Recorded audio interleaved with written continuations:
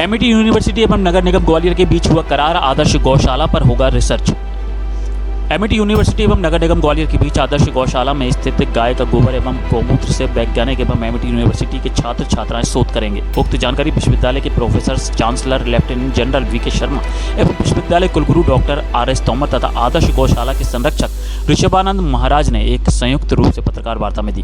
उन्होंने जानकारी देते हुए बताया कि वर्तमान परिवेश में जो खाद्यान्न सामग्री बाजार में उपलब्ध है उनमें काफ़ी केमिकल का उपयोग किया जाता है। हमारा प्रयास है कि हम गौमूत्र एवं गोबर पर शोध करके फसलों के लिए नए नए प्रयोग करेंगे। उन्होंने जानकारी देते हुए बताया कि गाय के गोबर से रो का पानी तैयार किया गया। उन्होंने बताया कि विश्वविद्यालय का समाज के प्रति योगदान रहना चाहिए। ग्वालियर की आदर्श गौशाला को देखकर भोपाल, इंदौर, उज्जैन एवं कई जगह गौशालाओं का निर्माण किया जा रहा है। उन्होंने बताया रिसर्च में बायोटेक्नोलॉजी की आज ज़रूरत है। उन्होंने विश्वविद्यालय के बारे में जानकारी देते हुए बताया कि 11 अगस्त से नया सत्र प्रारंभ किया जाएगा। उन्होंने जानकारी दी कि एमईटी यूनिवर्सिटी मध्य प्रदेश में प्लेसमेंट के क्षेत्र में उल्लेखनीय सफलता हासिल की है। पिछले 7 वर्षों से निरंतर 94% अधिक से उच्चतम प्लेसमेंट रिकॉर्ड के साथ विश्वविद्यालय ने एक उत्कृष्ट उदाहरण स्थापित किया है। न्यूज़ इंपैक्ट के लिए विनोद गुप्ता की रिपोर्ट।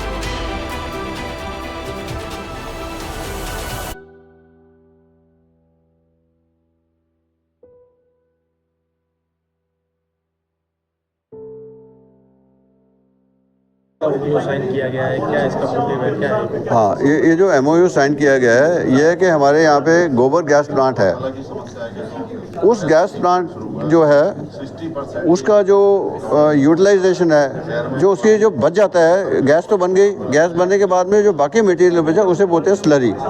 स्लरी को बोलते हैं एक्चुअली काला सोना, ब्लैक गोल्ड, क्योंकि उसके अंदर भी बहुत तत्व होते हैं जो कि पृथ्वी में अगर हम उसको एज ए फर्टिलाइजर यूज़ करें और उसमें उसको मिलाएं, नाइट्रोजन क्या प्लांट्स को चाहिए होता है, बेसिकली नाइट्रोजन, वो मिलाएं और उसके अंदर और कुछ मिलावट करके कोई ऐसी चीज़ें नैनो पार्टिकल डाल के किस तरीके से ताकि उसको खेती में यूज़ किया जाए, तो जाके एक तो उससे वेस्ट कम होगा, दूसरा जो उसके साथ मिक्स किया जाए जो फूड वेस्ट होता है वो मिक्स करा के और खाद बनाई जाए उसकी, और वो खाद का प्लांट्स में इस्तेमाल किया जाए, उसमें केमिकल नहीं होगा, एज ए पेस्टिसाइड। दूसरा गौमूत्र जो है, गौमूत्र को एज ए पेस्टिसाइड यूज़ करना किस तरीके से करना है, नैनो टेक्नोलॉजी मटेरियल मिला के उसके अंदर और चीज़ें मिला के ताकि उसको पेस्टिसाइड, ताकि जो हमारे केमिकल्स हैं उसका यूज़ कम हो। तो ये हमारा रिसर्च का प्रोजेक्ट है और साथ में इसको इम्प्लीमेंट कौन कराएगा, जिसको इसकी फंडिंग चाहिए, नगर निगम। नगर निगम, हमारे साइंटिस्ट और महाराज जी की गौशाला, ये तीनों मिलके हम ये चाहते हैं कि गाय का जो गोबर है और गाय का जो गौमूत्र है इसका इस्तेमाल हो।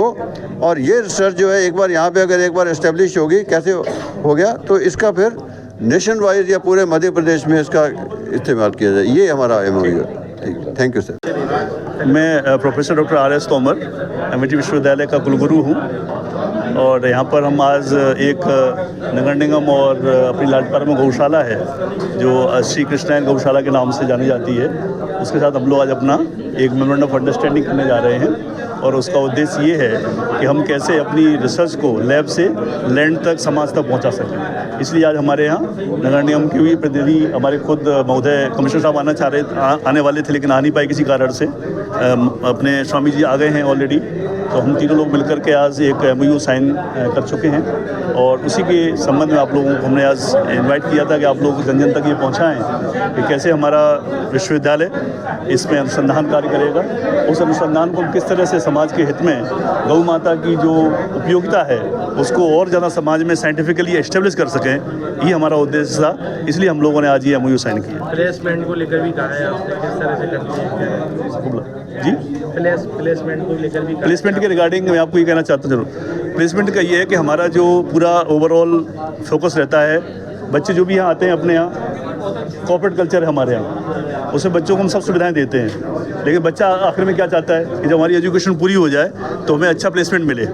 तो प्लेसमेंट के लिए हम अपने यहाँ हर साल कम से कम नहीं तो 300-400 कंपनियाँ बुलाते हैं और वो कंपनियाँ यही इंटरव्यू कंडक्ट करती हैं बच्चों का और बच्चों की योग्यता के अनुसार उनको लेके जाती हैं। हमारे यहाँ बच्चों को 5 लाख से लेकर के और 50 लाख तक का पैकेज मिल चुका ऑलरेडी, जो अभी तक स्थापित कर चुके हैं और पिछले 7 वर्षों में लगभग 94% बच्चे हमारे प्लेस हो जाते हैं। इतने बच्चे प्लेस तो हम कर ही देते हैं, जिसको नौकरी चाहिए उनको नौकरी हमारे मिलती है। इस तरह का ओयू साइन किया गया है और क्या लगता है आपको इससे बदलाव होने वाला है? कल्चरल नॉलेज कल्टीवेशन अर्थात वह ट्रेडिशनल इनोवेशन और वर्तमान समय एआई का है। उस एआई के युग में भी वह संत परंपरा, वह गोधन और वह गोमाता आज भी उतनी ही सार्थक है जिस प्रकार से भगवान सूर्य की ऊर्जाओं को आज सोलर प्लेट के माध्यम से हम ले रहे हैं।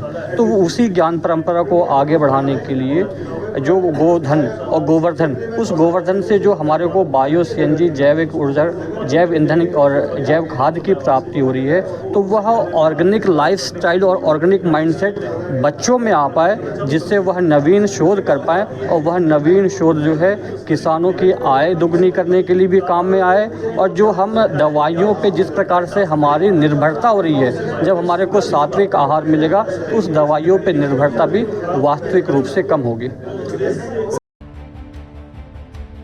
अगर आप देखना चाहते हैं ग्वालियर शहर की तमाम छोटी बड़ी खबरें मेरे इस अंदाज में, तो अभी हमारे न्यूज इम्पैक्ट यूट्यूब चैनल को सब्सक्राइब करें और फेसबुक और इंस्टाग्राम पेज पर मुझे फॉलो करना ना भूलें। हमें खबरें और विज्ञापन भेजने के लिए हमारे इस नंबर को अपने मोबाइल में जरूर सेव करें और हमें संपर्क करें 9300760730 पर। इसी के साथ मैं शाहनवाज खान आपसे विदा लेता हूं। जय हिंद, जय भारत। न्यूज इम्पैक्ट, नजर सिर्फ खबर पर।